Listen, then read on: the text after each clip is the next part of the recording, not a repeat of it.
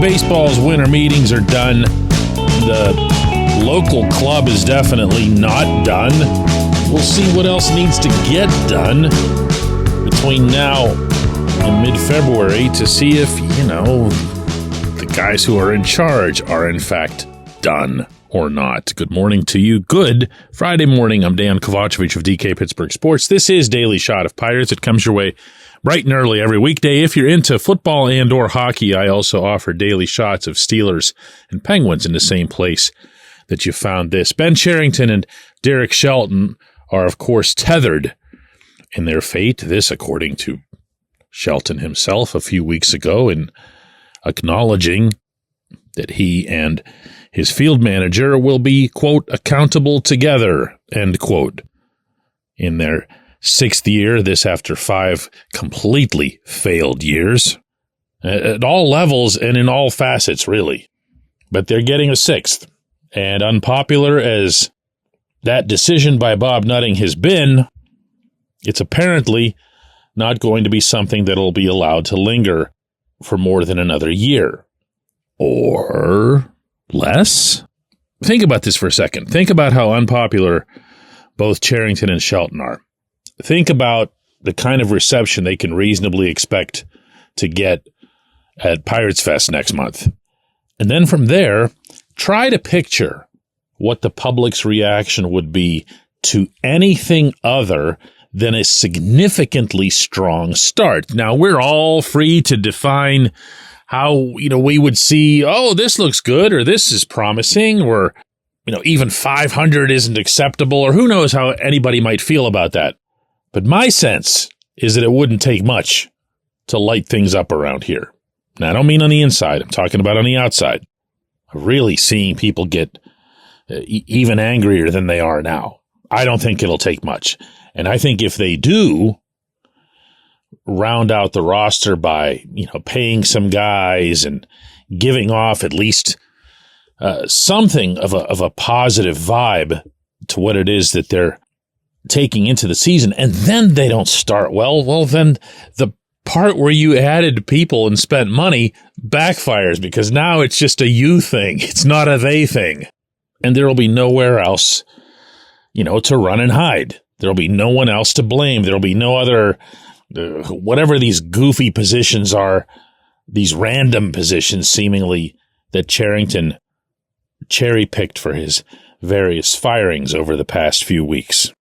In other words, it's not going to be the pro scouting director or the lead analytics guy who will be held responsible for the Brian Dela Cruz trade. It'll just be the GM who actually pulled the trigger on the Dela Cruz trade.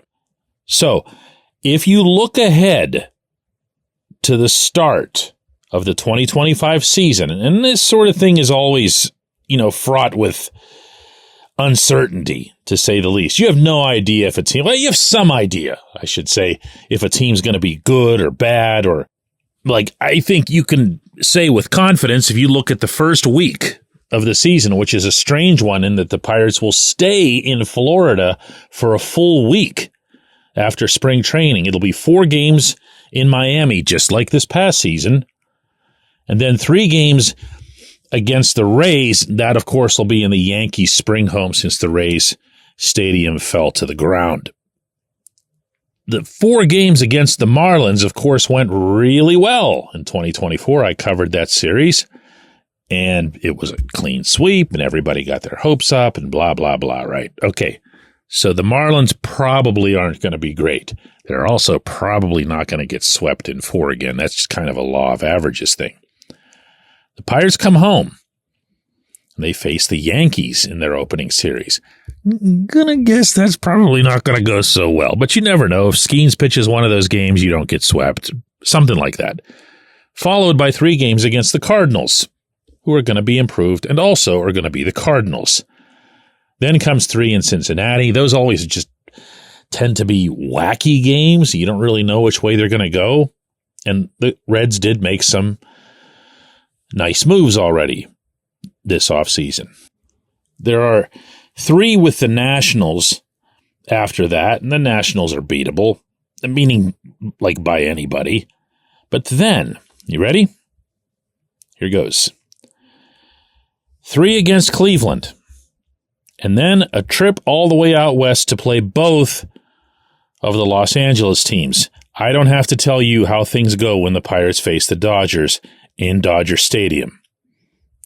I don't know how they'll go against the Angels. We'll see if, Mike Trout and whatever. I don't know. But those don't bode all that well either. Then come 3 against the Cubs, kind of a crapshoot there. 3 against the Padres, not going to go well. 3 at St. Louis. You know how I feel about the Cardinals. 3 at home against the Braves, who are going to be a better team than the Pirates. 3 on the road against Juan Soto and the gazillion-dollar Mets. You wouldn't think that would go too well. 3 on the road against the Phillies, who are going to be a better team than the Pirates. Then come the Brewers, then the Diamondbacks, then the Padres, then the Astros, and then the Phillies. You get the idea here, okay? I just went through 2 months. Actually, 2 months and a little bit extra. 2 months and like about a week and a half, okay? That's not a picnic, what I just read out loud to you there. I have a hard time picturing even an improved from now version of the Pirates getting through that above 500. I'm sorry. I don't want to, okay. If they somehow find the next Roberto Clemente and put him in right field, the next Dave Parker, they can do some things. I don't think that's coming. Look how they approached first base. They went out and got somebody who's got half a season in the majors, a 27-year-old rookie who looks like he's got some, he's got some things that he did this past year. He's got a bat tool. But that was a prime, if not the prime position of need for this team. And even then, they couldn't bring themselves to say, you know what, let's just go for it. Let's just get the best guy available or the best guy that realistically we could go get. I don't know that they did that. I don't know that they tried to do that. So I don't know as a result that they're going to try all that hard to do it in right field. I don't think it's in their DNA. That's not just a nutting is cheap thing.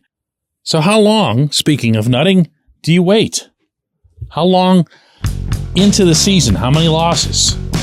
Before you say, hey, listen, I gave you guys another chance and everybody wanted me to sell the team as a result, and this is what you do?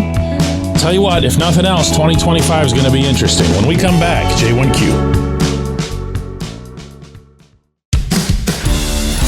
It's Gun Storage Check Week. Help prevent unwanted access to your firearms. No one wants their unsecured gun to be used in an accident, a suicide, or a crime. Use lockboxes, safes, and locks to secure your firearms. Learn more at gunstoragecheck.org. That's gunstoragecheck.org. Brought to you by NSSF, the Firearm Industry Trade Association. Abandon ship, Bob. Sell the team. Are you a Pirates fan who is angry or apathetic about our perennial losing baseball team? Do you feel helpless because you don't know how to make a difference? Well, good news. We have something you can do about it. Join our Sell the Team movement. We're a group of passionate fans voicing our frustration and demanding change through billboard campaigns, press outreach, protests, and involvement at local city government meetings. Go to OurTeamNotHis.com to get involved.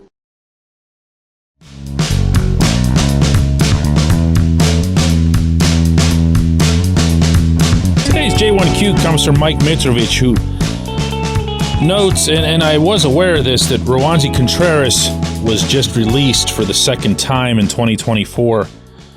DK and the Rays have yet to pick him up and work their magic. Maybe this one isn't on the current Pirates management team. Maybe it's just a player who doesn't reach his potential for whatever reason, regardless of the exciting initial results. Like, for example, Ian Snell, Zach Duke. But this isn't a question so much about Roansy as it is about the Pirates system. Have you ever seen such disparity between being able to develop pitching talent and the failure to develop hitting talent? Shouldn't these kind of go hand in glove? If you know how to get people out, shouldn't you know how to use that knowledge to know how not to get out? The disconnect seems odd to me. Well, Mike, you bring up a lot of points there. I want to start with Roansy because to me, it's not so much about exciting initial results, as you put it, and you compared him to Snell and Duke. Snell and Duke were both very different pitchers from each other, very, very different personalities from each other. And neither of those guys had anything in common with Contreras, nor his path coming up. To me, it's the path that's the strike against this organization, meaning Contreras was seen as a legitimately elite pitching prospect because he was throwing 98 miles an hour, because he was getting stuff done with his fastball, with his movement, with his other pitches. He had everything going. He was electric. He also had the God-given arm. And then all of a sudden, he didn't. So there's no correlation between Contreras and the two examples that you cited. In fact, there's not much of a correlation between Contreras and really hardly any examples that you can give, because Contreras just all of a sudden couldn't throw hard. And they couldn't come up with answers. They went to other entities, to pitching factories and individual specialists. No answers ever arrived. Under their tutelage, under their supervision, Contreras went from 98 to 92, and he became just a guy without at all being injured. That's on them. That's on them no matter what happens to Rowanzi after that, because they were there for that part. So I'm not sure, in my attempt to answer your actual question there, how much credit they should get for developing pitching. Are we counting Skeens? I mean, I hate to keep doing this, but Skeens fell from the sky. Skeens has nothing to do with any of these people other than being employed by them. I would hope that even the most casual fan, and I know you're not that, Mike, could walk into PNC Park on any given night that Skeens is pitching and know that something truly special is occurring out there on the mound. It's not just the way he performs, it's the poise and everything else here. He's got nothing to do with any of this or any of these people other than that this is just where he happens to ply his trade. That's it. The Lord Almighty is the only one that can take credit for Skeens. Well, Skeens too, but that's it. So who else was there big this or that about pitching? Well, there's one example. There's one legitimate example. That's Jared Jones. I feel strongly about that. I've given credit up, down, and sideways to the people in the system, to the people who before that drafted him, to Ben Cherington, and on up to Bob Nutting for bringing him up at the beginning of the season, which they didn't have to do. It's an unusual move, really, for any team, because they could have gotten those Super 2 rights and saved a bunch of money just by waiting a couple of months. They didn't do that. They brought him up because he was one of their best guys in spring training. So everything about Jones has been just pitch perfect, pardon the pun. But who else are we talking about? Please, please, please do not mention pitchers who are in the minors. Do not do that. We are past that phase. I don't want to hear who gets credit for Bubba Chandler until he pitches at least, one pitch in the majors. Same thing, Thomas Harrington, Braxton Ashcraft, all these guys. Not until they get here, okay? Not until they get here. Because for all you and I know right now, they might have really messed those kids up. By the time they get here, that's when it gets exposed. We just don't know. I obviously don't hope that's the case, but it could happen. They have to get here. They have to show something. Jones did that. So that's kind of my answer. Don't presume that this disparity that you're describing exists, certainly not to any great extent. I appreciate the question, Michael. I appreciate everybody listening to Daily Shot of Pirates. Going to do another one of these on Monday.